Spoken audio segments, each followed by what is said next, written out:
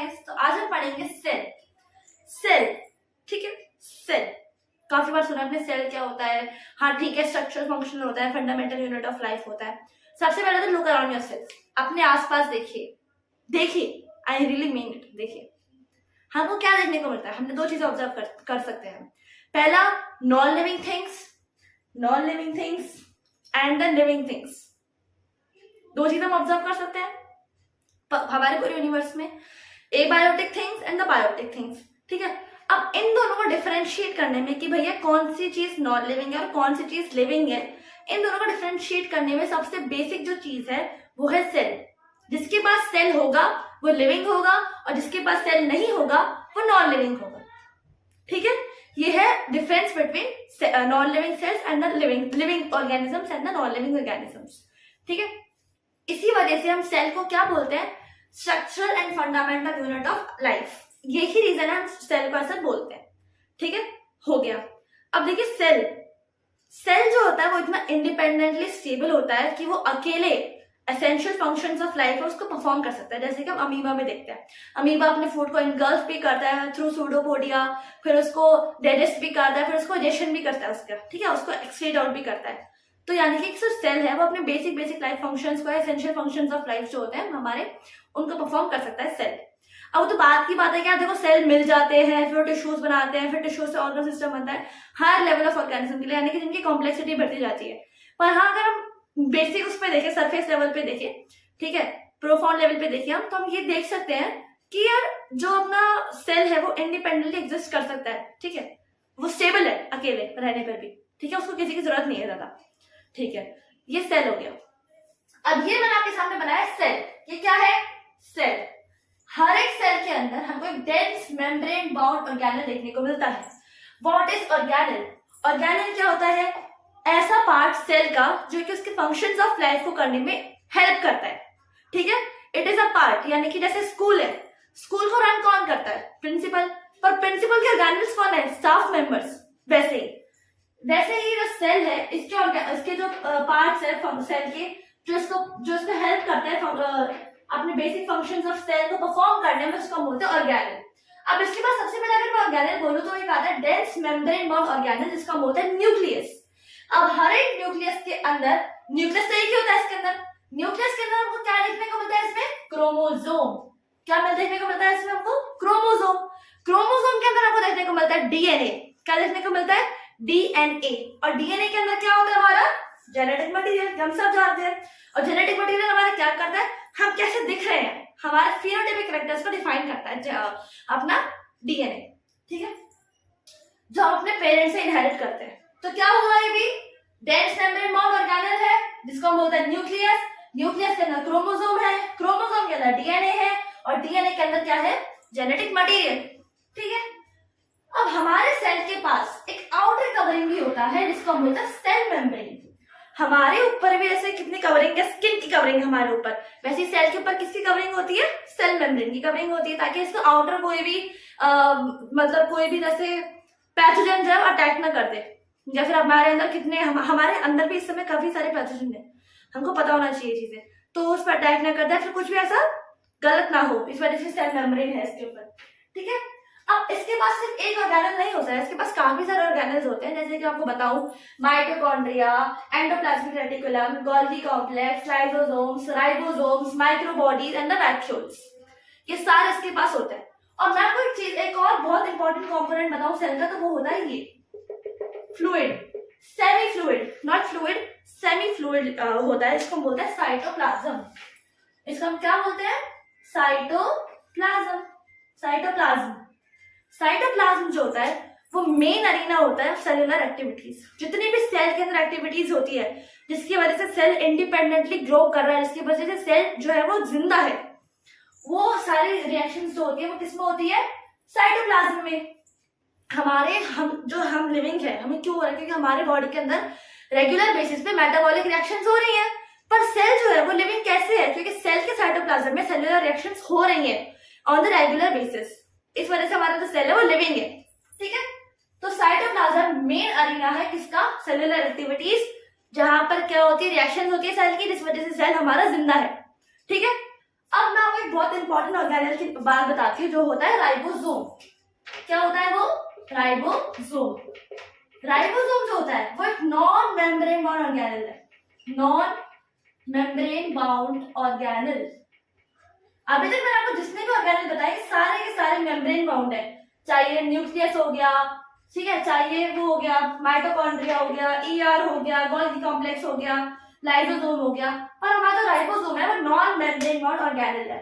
ठीक है, ये आपको याद रखना है। ठीक है, बस अभी के लिए आपको इतना याद रखना है। मैं आपको बताऊंगी difference between eukaryotes and the prokaryotes, जो कि सेल के बाद हमारे को डिफाइन होता है। तो हमने अभी पढ़ा, क्या पढ़ा हमने? सेल। हमने अभी सेल में बहुत सारी चीजें पढ़ी है, तो हमको सारी चीजें याद रखना है, सारे ऑर्गेनेल याद रखना है अभी तो बेसिकली। ठीक है, अब हम पढ़ते हैं क्या होता है eukaryotes and the prokaryotes. Eukaryotes क्या होते हैं? यूकैरियोट्स क्या होते हैं? Multicellular organism, and the prokaryotes are the unicellular organism. These are multi and this is unicellular. ठीक है, अब देखो क्या होता है। पहले तो मैंने बोला कि सेल को अब एक यूनिसेलुलर ऑर्गेनिज्म है, ठीक है, इसको हमको पता है, इसको हमको चाहिए सेल मेम्ब्रेन। इसके पास सेल मेम्ब्रेन की जरूरत होती ही नहीं है, ठीक है, इसको नहीं चाहिए सेल मेम्ब्रेन।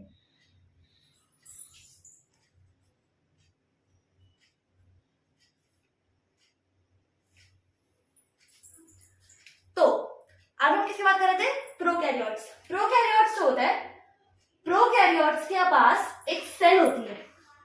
सेल तो दोनों के पास ही होती है, इसके पास भी होती है, इसके पास भी होती है सेल। ऐसा तो नहीं इसका सेल नहीं होगा, पर सेल में जो सेल मेम्ब्रेन का मैंने आपको बताया था, सेल मेम्ब्रेन क्या होता है। इसके पास सेल मेम्ब्रेन के अलावा एक्सेप्ट द सेल मेम्ब्रेन इसके पास सेल वॉल भी होती है। मेम्ब्रेन तो है प्लस सेल वॉल और एक वॉल और, ठीक है, यानी कि उसके पास प्रोटेक्शन की दो चीजें हैं, P for prokaryotes, P for protection ज्यादा, ठीक है, यानी कि सेल मेम्ब्रेन भी और सेल वॉल भी। तो इसके पास सेल वॉल भी देखने को मिलेगी हमको। सेल वॉल इसमें क्या होगी? एब्सेंट। इसमें सेल वॉल क्या होगी? एब्सेंट। इसमें हमको देखने को मिलता है कि जो न्यूक्लियस होता है यूकैरियोट्स में, अभी मैंने आपको बताया था यूकैरियोट्स में जो नहीं, यूकैरियोट्स में आपको बात नहीं छेड़ी थी, पर मैंने आपको बताया था कि सेल के अंदर एक मेम्ब्रेन बाउंड ऑर्गेनेल होता है, इसको बोलते हैं न्यूक्लियस। उस न्यूक्लियस के अंदर क्या होता है? अपने क्रोमोसोम्स। पर इसके पास प्रोकैरियोट्स के पास न्यूक्लियस नहीं होता है, तो इसके अंदर जो जेनेटिक मटेरियल होगा, जो पहले न्यूक्लियस के अंदर बाउंडेड था, न्यूक्लियस के अंदर बाउंडेड था जो जेनेटिक मटेरियल, अब वो क्या होगा? बेसिकली नेकेड होता है साइटोप्लाज्म में। क्या होता है? नेकेड इन द साइटोप्लाज्म, यानी कि इसके अंदर क्या होता है? जेनेटिक मटेरियल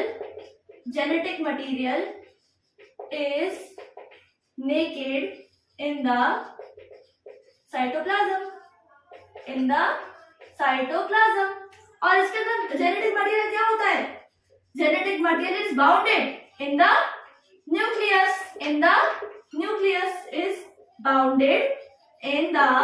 न्यूक्लियस, ठीक है, ये हो गया इसके बाद। ठीक है, अब मैंने आपको बताया था कि इसके अंदर जो ऑर्गेनेल्स होते हैं, सारे के सारे ऑर्गेनेल्स जैसे मैंने आपको बताया था अभी पहले, वो सारे के सारे इसमें एब्सेंट होते हैं, एब्सेंट ऑर्गेनेल्स। पर इसके अंदर क्या होते हैं? यूकैरियोट्स के अंदर, उसको तो भाई कॉम्प्लेक्स ऑर्गेनिज्म, मल्टीसेलुलर है, तो सारी चीजों से चाहिए, तो इसके अंदर सब क्या होते हैं? प्रेजेंट। इसके अंदर क्या होते हैं? प्रेजेंट। ठीक है,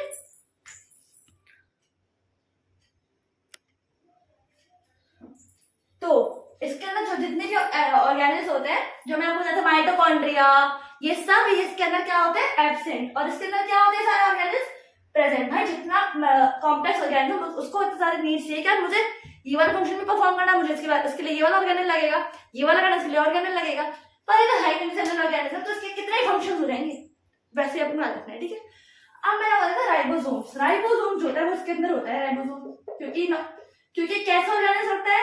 नॉन मेम्ब्रेन बाउंड। पर अगर मैं आपको कहूं कि राइबोसोम तो इसके अंदर भी होता है, राइबोसोम तो इसके अंदर भी होता है, तो आपको नहीं चौंकना है।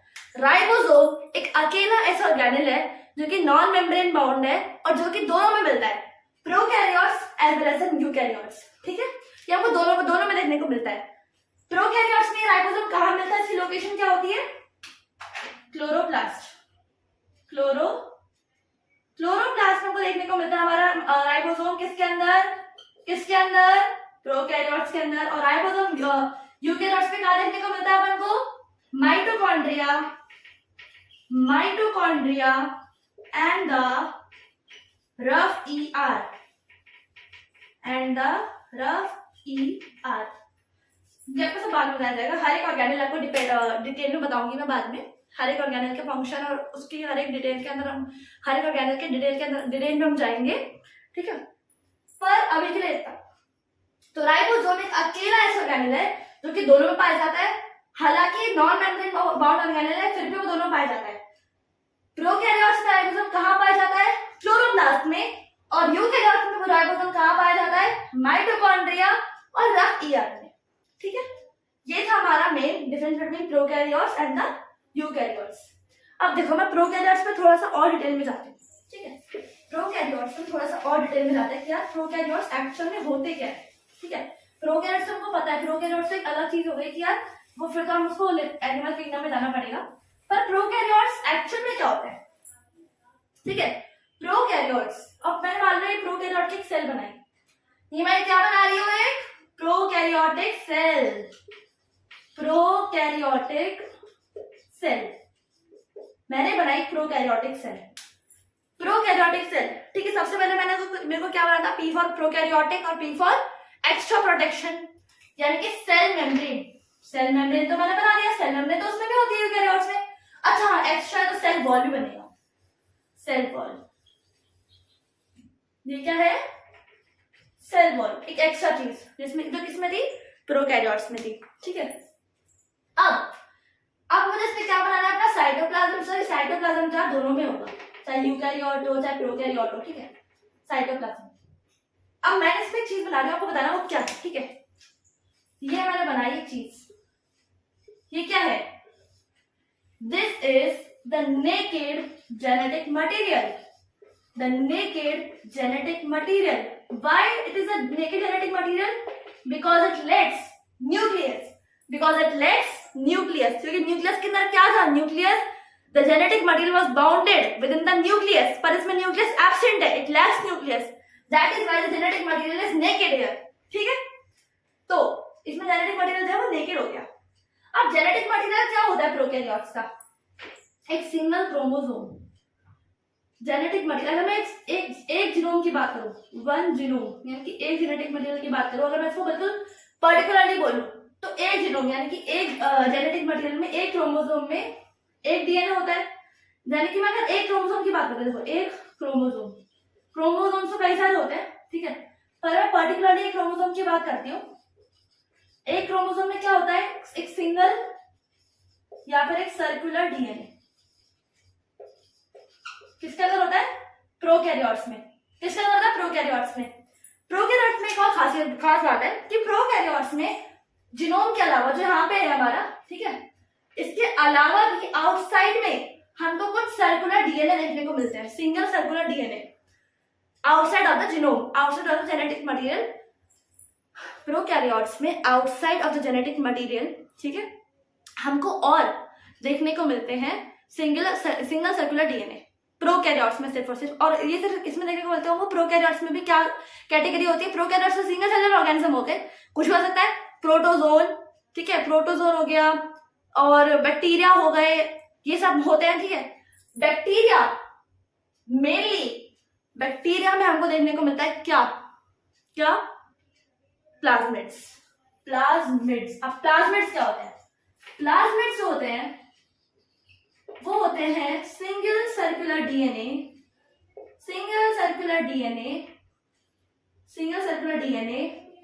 found in the bacteria